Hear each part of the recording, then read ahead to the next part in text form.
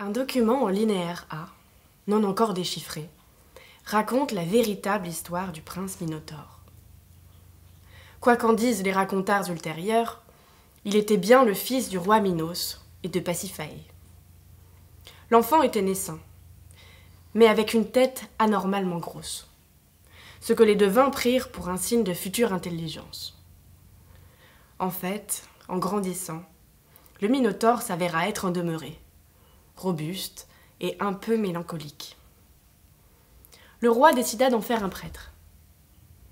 Mais les prêtres lui expliquèrent qu'ils ne pouvaient accepter un prince anormal dans leur rang. Cela pourrait rabaisser l'autorité de la religion, déjà entamée par la découverte de la roue. Minos fit alors venir un ingénieur à la mode en Grèce, Dédale, le créateur du fameux courant d'architecture pédagogique.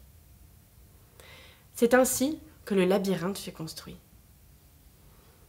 Son système de couloirs, des plus simples aux plus compliqués, ses différences de niveau et ses degrés d'abstraction devaient initier le prince Minotaure au principe de la pensée conforme. Le malheureux prince avançait, poussé par ses précepteurs à travers les couloirs de l'induction et de la déduction. Il regardait les fresques démonstratives d'un œil hagard. Il n'y comprenait rien. Ayant épuisé tous les moyens, Minos décida de se débarrasser du déshonneur de sa lignée.